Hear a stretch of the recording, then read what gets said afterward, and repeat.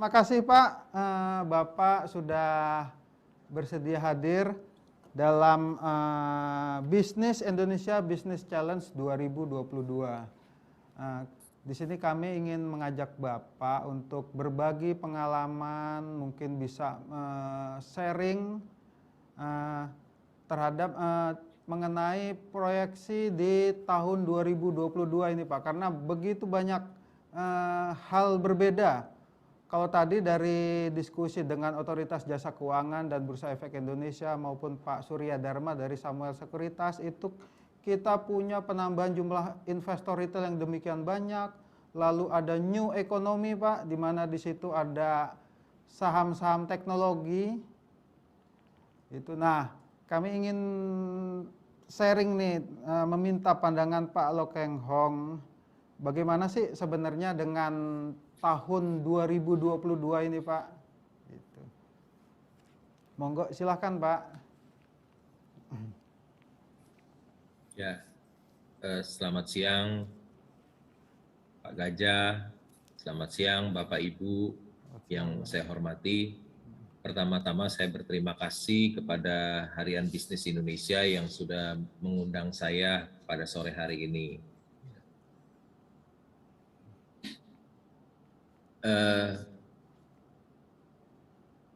Kalau saya ditanya tentang pasar modal di tahun 2022,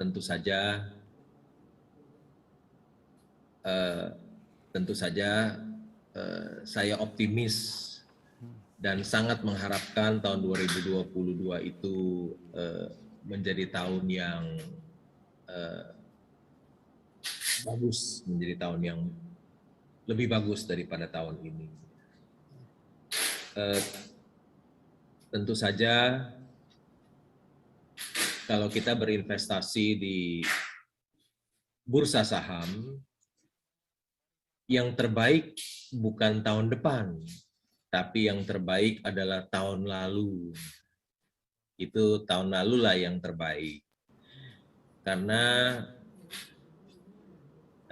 prinsip saya adalah selalu invest in bad time. Selalu invest in bad time and sell in good time. Karena kalau ketika kita invest in bad time, ketika tahun lalu IHSG kita di 3.900, tentu keuntungan kita pada saat ini sudah berlipat-lipat. Sudah berlipat-lipat.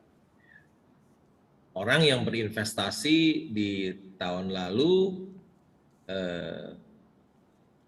investasinya sudah naik berlipat. Tahun lalu ketika saya diundang oleh Bursa Efek Indonesia di Capital Market Summit, saya pernah mengatakan tahun lalu saya pernah mengatakan berinvestasilah ketika pandemi. Jangan tunggu pandemi usai. Nanti harga-harga saham akan naik dan Anda akan ketinggalan. Anda akan menyesal. Jadi yang terbaik itu berinvestasi ketika kondisi lagi bad time, kondisi lagi buruk seperti tahun lalu ketika COVID melanda negara kita. Tapi tentu saja kita semua mengharapkan tahun 2022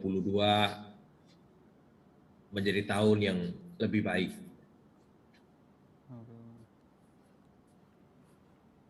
Kalau untuk sektornya itu Pak, Bapak punya preferensi, ada preferensi khusus Pak untuk di tahun 2022 untuk sektornya? Kalau saya tahun 2022 itu sektor yang baik adalah perbankan.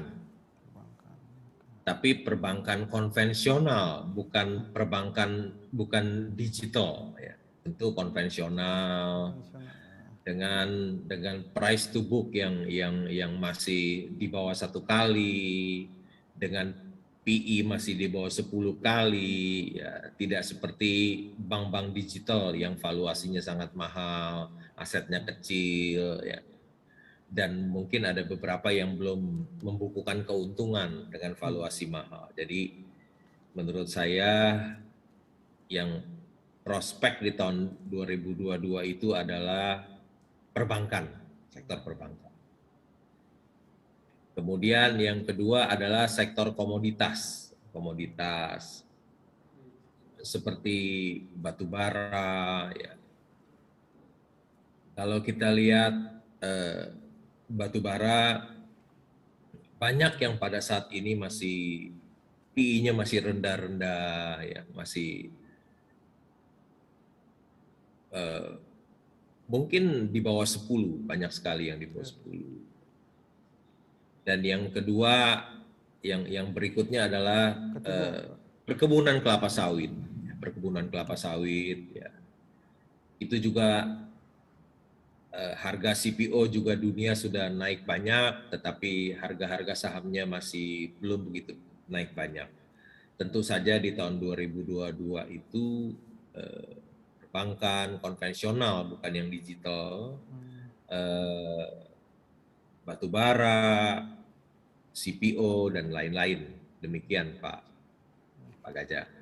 Kalau tadi Bapak sempat menyebut tuh Pak, perbankan konvensional, Bapak memberi penekanan khusus. Padahal kan Bapak memberi penekanan khusus bahwa Bapak lebih memilih sektor perbankan konvensional. Padahal kita tahu kan sekarang saham-saham teknologi, startup itu kan lagi new economy kalau disebut oleh Bursa Efek Indonesia dan OJK tadi Pak.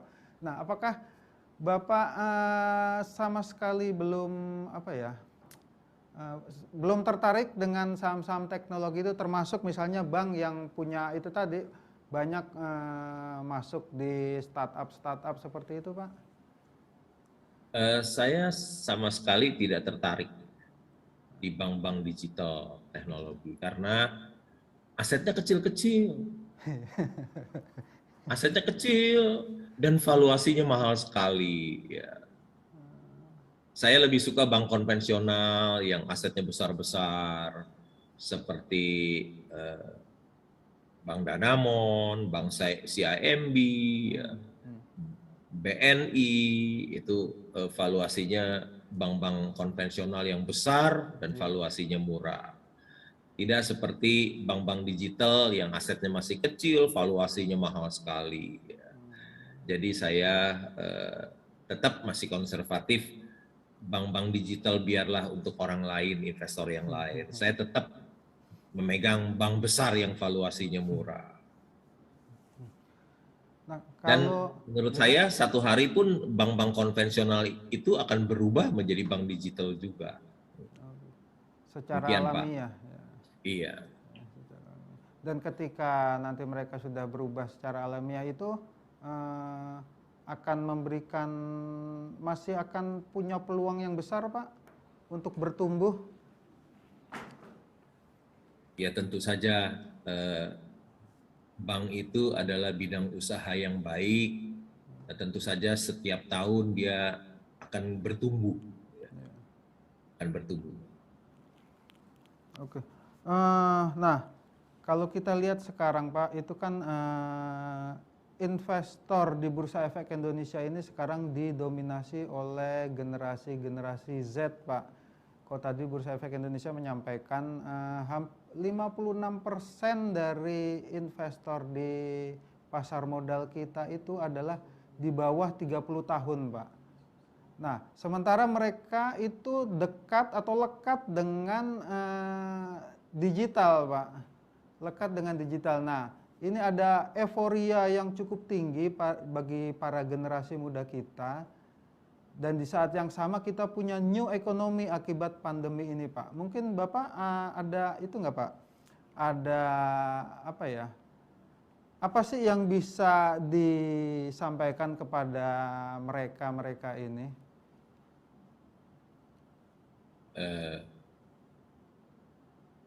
Milenial tumbuh banyak sekali menjadi investor di Bursa Efek Indonesia, tentu itu sesuatu yang baik. Tetapi kita harus ingat bahwa milenial itu masih kuliah.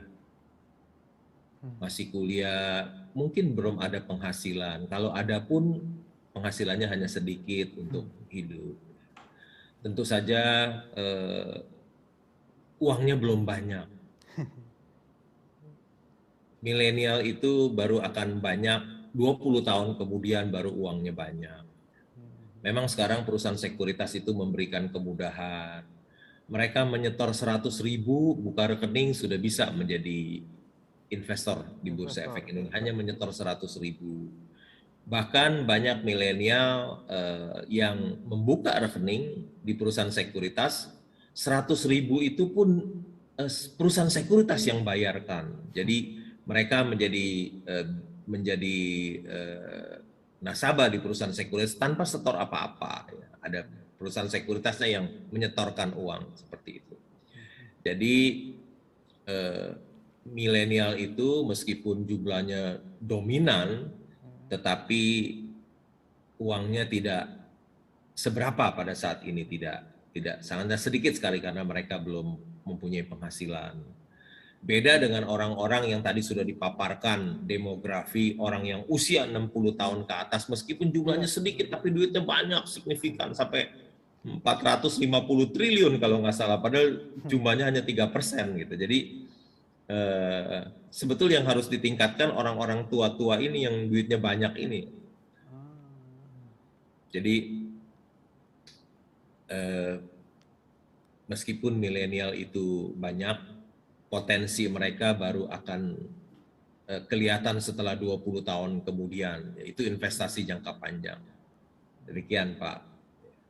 Nah, mereka milenial ini, Pak, generasi Z lah kita menyebutnya.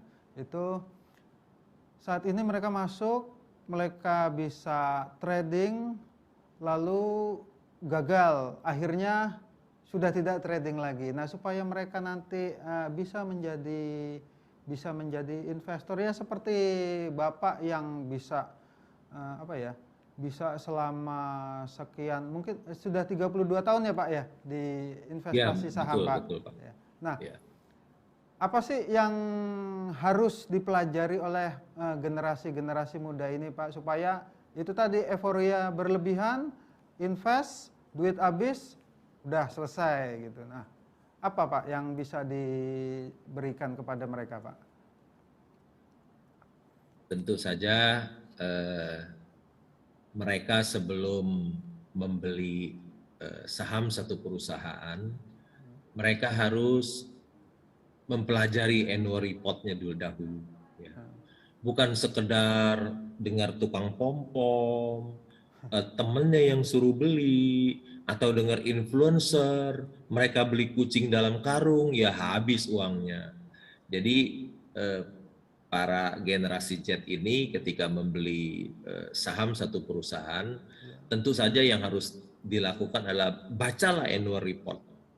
Jadi mereka bisa tahu bidang usahanya apa, siapa pemiliknya, direksi dan komisarisnya siapa, apakah bidang usahanya bidang usaha yang bagus atau bidang usaha yang tidak bagus.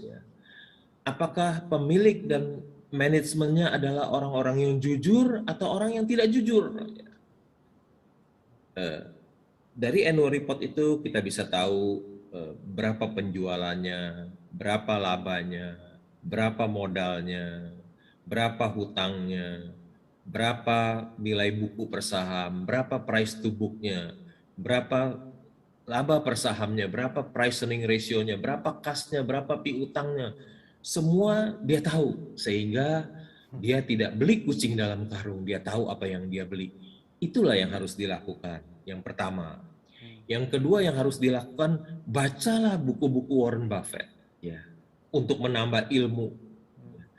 Karena di dunia ini yang terbukti bisa menjadi kaya dari investasi saham itu adalah Warren Buffett. Yang lainnya belum terbukti. Jadi nggak usah baca buku yang lain, hanya baca buku Warren Buffett saja. Jadi Pesan saya untuk milenial ada dua hal. Satu, bacalah annual report. Dua, bacalah buku Warren Buffett. Maka engkau bisa menjadi seorang investor yang hebat. Ya. Jangan hanya dengar tukang pom-pom, jangan hanya dengar influencer. Nanti lama-lama uangmu bisa habis. Tapi kalau engkau lakukan dua hal ini, engkau baca annual report, engkau baca buku Warren Buffett, satu hari engkau bisa jadi seorang investor yang kaya dan sukses. Demikian, Pak. Nah, kalau secara teknikal Pak, secara teknikal itu kan karena sekarang itu di grup-grup itu kan banyak berbagai fitur teknikal. Nah, kalau mereka misalnya fundamental seperti yang tadi Bapak sampaikan, lalu mereka juga mempelajari teknikal itu bagaimana Pak? Apakah efektif? Di dalam ketika saya membeli saham satu perusahaan, saya hanya menggunakan analisa teknikal. Saya hanya menggunakan analisa fundamental. Saya hanya melihat kinerja perusahaan dan nilai perusahaan. Jadi saya sama sekali tidak lihat grafik-grafik ya. Di grafik itu saya tidak bisa melihat kejujuran dari manajemen. Saya juga tidak bisa melihat laba perusahaan dari grafik di sana karena laba perusahaan itu sangat berkorelasi sekali dengan harga saham dan saya tidak bisa melihat laba perusahaan di dalam grafik itu. Jadi hanya saya bisa lihat laba perusahaan hanya dari laporan keuangan. Jadi saya sama sekali tidak pernah menggunakan analisa teknikal di dalam memutuskan untuk membeli saham satu perusahaan. Demikian. Apakah itu artinya untuk menjadi investor seperti Bapak itu orang harus memang harus secara fundamental Pak. Jadi kalau yang technical trading itu kan biasanya mereka scalper atau swing gitu. Apakah memang hanya investor sukses dengan investasi secara fundamental dalam jangka panjang Pak? Saya hanya mencontoh Warren Buffett. Warren Buffett di dalam mengambil keputusan di dalam membeli saham satu perusahaan sama sekali dia juga tidak menggunakan analisa teknikal. Dia hanya melihat annual report, ya. Lihat laporan keuangan dari perusahaan. Bahkan kalau Bapak membaca buku dari guru Warren Buffett, ya. Guru Warren Buffett itu Benjamin Graham, yang judulnya Intelligent Investor. Di dalam pengantarnya mengatakan bahwa pendekatan teknikal itu menurut Benjamin Graham, bukan saya, menurut Benjamin Graham. Pendekatan teknikal itu tidak benar, keliru dan menyesatkan. Ya, fallacious.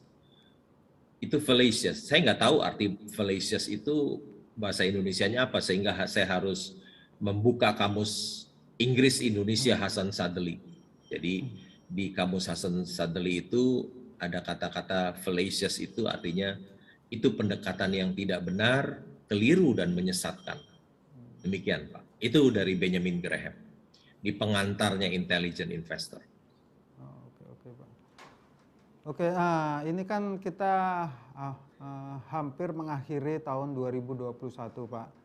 Di akhir-akhir ini kita sering dengar istilah window dressing. Nah, kalau Pak Lo sendiri sebenarnya ada nggak sih Pak strategi window dressing Pak?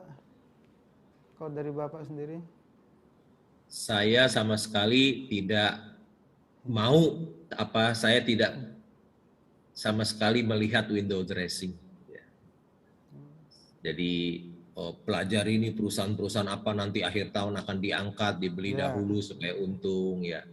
Saya strategi investasi saya bukan itu. Ya. Saya adalah seorang value investor. Jadi saya membeli Mercy yang dijual harga Avanza, itu yang saya beli. Ya. Jadi saya beli Mercy seharga Avanza.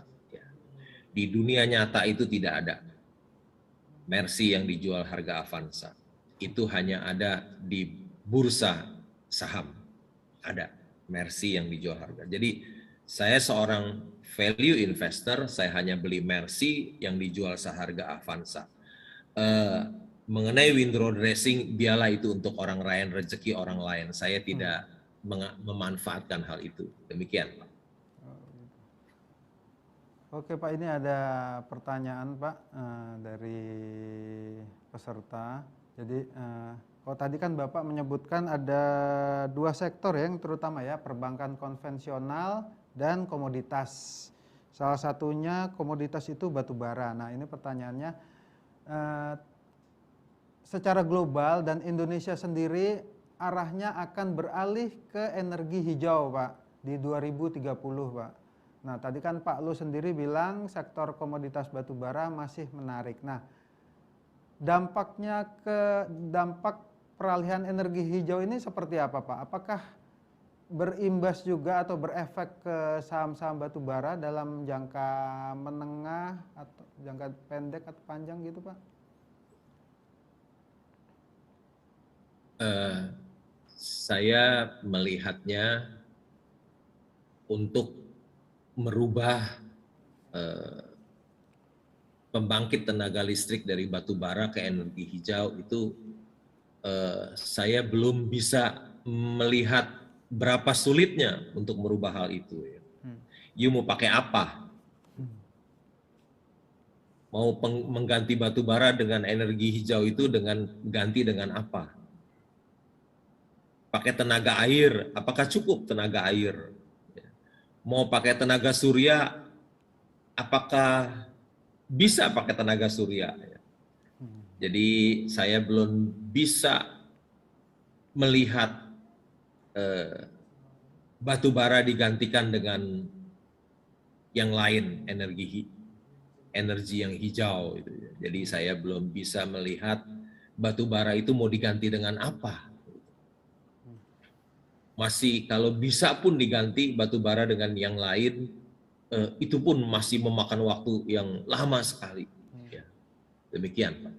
Artinya dalam jangka waktu dekat sampai menengah ya itu tadi ya batu bara memang masih prospektif berarti ya Pak ya, karena belum tergantikan. Iya, belum tergantikan Pak. Ya.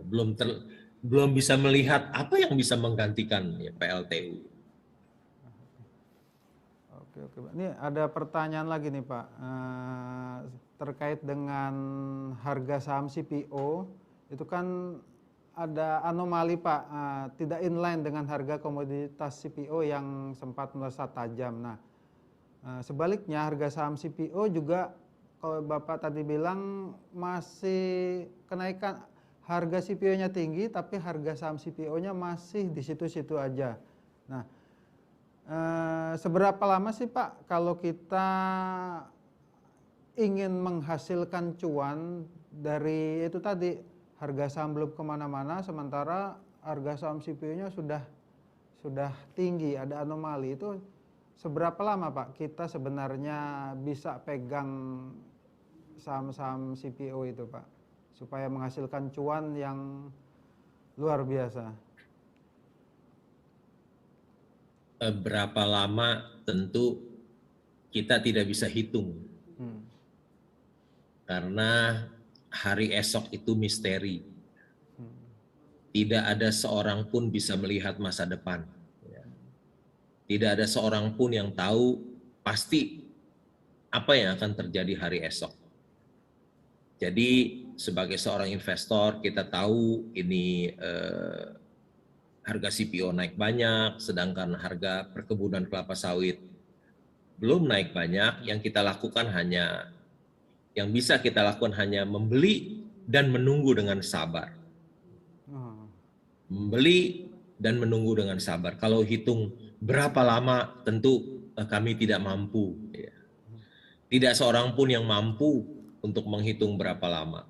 Tapi yang bisa kami lakukan adalah ketika kami melihat ada harga CPO yang naik dan harga saham perkebunan kelapa sawit Buluan naik, adalah kita membeli dan menunggu dengan sabar sampai harga-harga saham itu naik. Ya. Jadi berapa lama tentu kita tidak tahu. Yang kita perlukan hanya menunggu dengan sabar. Gitu, Pak. Tentu satu hari kesabaran kita akan Terbayar, Pak. mendapat ganjarannya yang baik. Demikian, Pak. Seperti yang tadi Bapak sampaikan ya, bahwa invest at bad time, sell at good time. Jadi ketika waktunya sudah bagus, itulah saatnya, gitu kali ya Pak ya. Ya, betul Pak. Invest in bad time, ketika lagi bad time kita membeli apa-apa semua murah, Pak. Kita apa-apa jadi murah, karena lagi bad time semuanya murah kita membeli. Dan ketika good time semuanya jadi mahal, ya kita jual. Kita nanti bisa jadi orang yang kaya. Jadi jalan untuk menjadi kaya itu sesederhana seperti itu, Pak. Invest in bad time. Ketika lagi situasi yang tidak baik, kita membeli, dapat barang murah.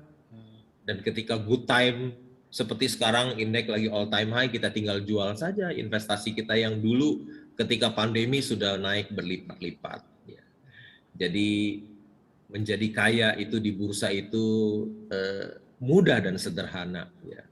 Membeli ketika murah dan menjual ketika tinggi. Demikian, Pak.